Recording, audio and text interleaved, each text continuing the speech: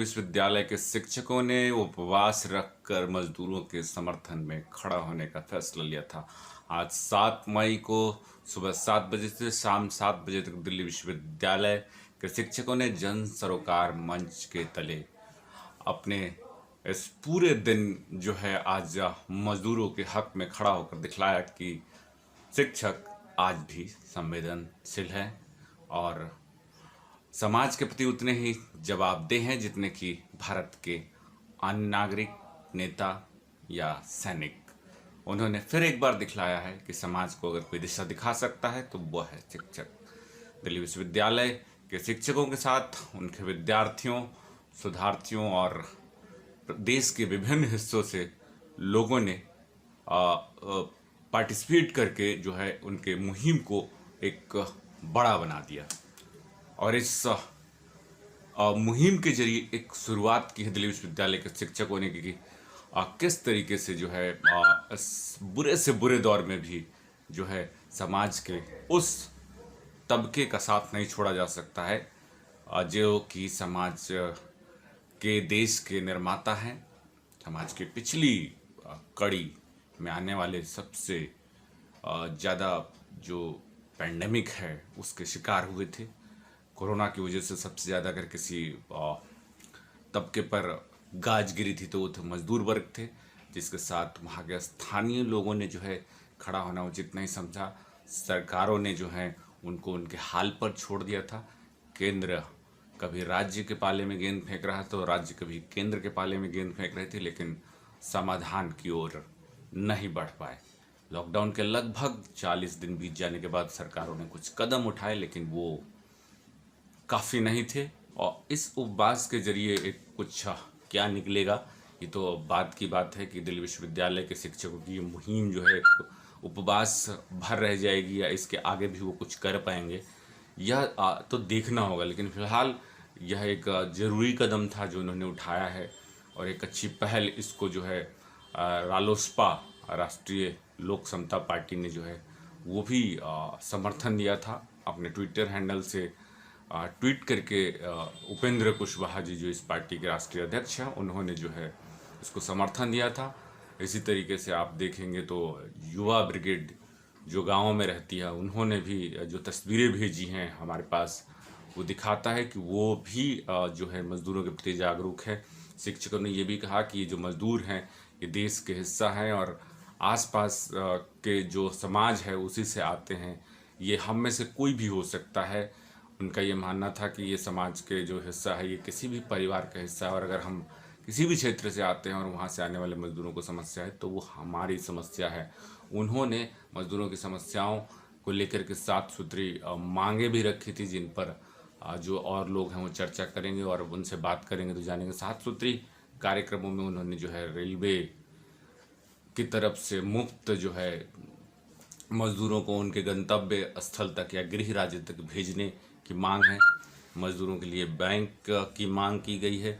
मज़दूरों के लिए एक नियोजित रजिस्टर बनाया जाए जिसमें वो जिस राज्य से पलायन करते हैं और जिस राज्य में जाते हैं वहाँ एक पंजीकृत कार्यालय होना चाहिए या पंजीकरण कार्यालय होना चाहिए, पंजीकृत रजिस्टर होना चाहिए, जिससे कि मज़दूरों की जो समस्या है, जो विपदा की स्थिति में जो पैदा हो जाती हैं और उनसे निपटा जा सके आसानी से और एक आंकड़ा, एक डाटा जो है कलेक्ट हो सके। इसी तरीके से आप दूसरी तरफ आप आइए इसके तो आप समझ पाएंगे कि जो उनके ये भी मांगे थे कि जो मज़दूर अपने घर वापस नहीं जाना चाहते हैं और अपने कार्यस्थल पर भी रहना चाहते हैं वो उनको वहीं रहने दिया जाए और उनके लिए वहीं उचित व्यवस्थाएं की जाए, उनको वहीं राशन पानी दी जाए और उनके रहने की जो आसपास की सुविधाएं हैं वो उनको मुहैया कराई जाए। इसी तरीके से एक और मांग जो है वो बहुत आप कहिए कि महत्वपूर्ण मांगों में से है मज़दूर बैंक। तो वो मज़दूर बैंक अगर आज होता तो शायद जो है एक कारगर उपाय उसके माध्यम से हो सकता था। और उनका और जो कहना है कि भाई अगर कोई व्यक्ति फंसा हुआ है कहीं पर दूसरे प्रदेश में और उसके पास पैसे नहीं तो भारत सरकार एक न्यूनतम आय के बराबर पैसा जो है उनके खाते में डाले। तो ये कुछ मांगों को लेकर 7 मई को सुबह 7 बजे से शाम 7 बजे तक दिल्ली विश्वविद्यालय के शिक्षकों के संगठन जन सरोकार मंच ने जो है आज देश भर से समर्थन प्राप्त कर एक दिवसीय उपवास रखा था। आज बुद्ध पूर्णिमा भी है और बुद्ध जो है हमेशा समाज के पिछले तबके उनके बराबरी की बात करते रहते हैं। इन शिक्षकों ने कहा कि ये बुद्ध पूर्णिमा था और इस अवसर पर जो है हम मजदूरों के साथ खड़े थे। ये अपने आप में ही एक तरीके से बुद्ध को याद करना था और बुद्ध पूर्णिमा से बेहतर दिन नहीं हो सकता था समाज के उस तबके के साथ खड़े होने का जो हमेशा से उपेक्षित रहा है, जो समाज की नींव निर्माता है, वो वर्ग उपेक्षित रहा है और उसकी चर्चा जो है यदा कदा होती है तो किताबों में तो हो जाती है, लेकिन उसके लिए खड़े होने का ये सही मौका था और इसमें हम सब जो हैं उनके साथ खड़े हुए।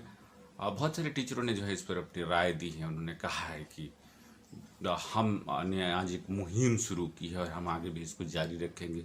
अब कितने सफल होंगे और कितने असफल होंगे ये बाद में बात करेंगे। फिलहाल जो है आज शिक्षकों ने अपनी क्या क्या बातें और विचार जो है इस जन सरोकार मंच के माध्यम से कही हैं, उनको हम जान लेंगे। आज मजदूर भाइयों के सम्मान में पूरे देश में जो भूख हड़ताल का, अनशन का कार्यक्रम आयोजित किया गया, इसको सफल बनाने के लिए समस्त देशवासियों को बहुत बहुत धन्यवाद।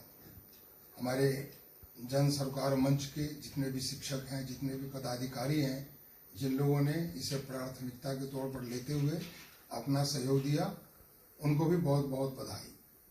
आशा करते हैं कि आप लोग मजदूर भाई के हक के लिए, उनके मांग को लेकर के, उनके समर्थन में आप इसी तरह अपना योगदान देते रहेंगे। धन्यवाद।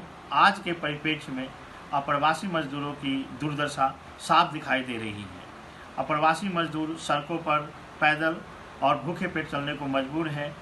केंद्र सरकार और राज्य सरकार सोई हुई है। केंद्र सरकार और राज्य सरकार को जगाने के लिए आज एक दिन का उपवास रखा गया। इस मुहिम में जुड़ने वाले सारे साथियों को तहे दिल से धन्यवाद। जन सरोकार मंच के आह्वान पर आज 7 मई 2020 को 7 बजे सुबह से 7 बजे शाम तक का उपवास का जो आह्वान किया गया था, जिस भी सहयोगी मित्रों ने, साथियों ने और दिल्ली विश्वविद्यालय के शिक्षक और दूसरे विश्वविद्यालयों के प्रोफेसर और शिक्षक और दूसरे अन्य आम आदमी जिन्होंने भी इस आह्वान को स्वीकारा, हम उन सभी का धन्यवाद करते हैं। हम इस उपवास को रखकर हम जो मजदूर और किसान और श्रमिक जो हैं और उनकी समस्याएं जो हैं उनको हम सरकार तक ले जाना चाहते हैं, राज्य सरकार और केंद्र की सरकार को भी। तो जिन भी साथियों ने इस आह्वान को स्वीकार किया, रखा, हम उन सब का धन्यवाद करते हैं। अब 7 बज चुके हैं तो हम अपने उपवास को तोड़ रहे हैं जूस पीकर। धन्यवाद। इस लॉकडाउन में जहां हम सब सुरक्षित अपने अपने घरों में बैठे हैं, वहीं सबसे ज़्यादा जो मार झेल रहे हैं वो हमारा मजदूर वर्ग है, जो हज़ारों की तादाद में निकल पड़ा है अपने घरों की ओर। क्योंकि जिन शहरों का निर्माण इन मजदूरों ने किया है, उन्हीं शहरों ने इन्हें अपनाने से मना कर दिया। क्यों? क्योंकि उनके लिए इन शहरों के पास ना घर है, ना भोजन है और ना स्वास्थ्य की सुविधाएं हैं। यहाँ तक कि उनके लिए किसी ट्रांसपोर्टेशन का भी इंतज़ाम नहीं है और वो पैदल ही निकल पड़े हैं। उनके गोद में बच्चे हैं, उनकी परिवार की महिलाएं हैं, बिना किसी सुरक्षा के। जहां हम बार बार सैनिटाइजेशन से हाथ धोने की बात करते हैं, बार बार हम मास्क को पहनकर बाहर जाने की बात करते हैं, इन लोगों की तरफ किसी का ध्यान नहीं है। क्योंकि जब पेट भूखा होता है तो जो स्वास्थ्य सुविधाएं हैं वो भी ताक पर धरी रह जाती हैं। हम लगातार जो है स्टेट के द्वारा अनाउंस की गई बहुत सारी योजनाओं को भी देख रहे हैं और इसी दौर में हमें स्टेट का दोहरा चरित्र जो है वो साफ साफ नज़र आता है। एक तरफ राज्य ये अनाउंस करता है कि जो MSME हैं या जो छोटे मझोले जो कॉरपोरेट सेक्टर हैं, इंडस्ट्रीज़ हैं, उनको उबारने के लिए बेल आउट पैकेज और स्टिमुलस पैकेज का अनाउंसमेंट हो रहा है।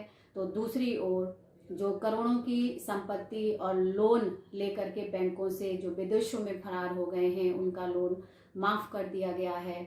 और दूसरी ओर सरकार ये कहती है कि हमारे पास राजस्व की कमी हो गई है, पैसों की कमी हो गई है, तो हम इन्हें कहाँ तक सुविधाएं मुहैया कराएंगे। अभी तो हालात यहाँ तक पहुँच गए हैं कि राज्य सरकारों ने अपने इन लोगों को लाने से भी मना कर दिया है, क्योंकि उनके लिए ट्रांसपोर्टेशन की व्यवस्था ही नहीं है, ट्रेन नहीं है, बसेस नहीं हैं और बाकी साधन नहीं हैं। तो ऐसे हमारे बहुत सारे मजदूर साथी हैं जो पैदल ही निकल पड़े हैं और कुछ साइकिल से निकल पड़े हैं बिना कुछ खाए पिए। और मीडिया जो है उनको दिखा रही है तो उनसे पूछा जाता है कि आपने कुछ खाया, कितने दिन से कुछ नहीं खाया, तो वो लगातार जो है भोजन नहीं मिलने की बात करते हैं और बस उनके मन में एक ही तमन्ना है कि वो किसी भी तरह से अपने अपने घरों को पहुंच जाएं।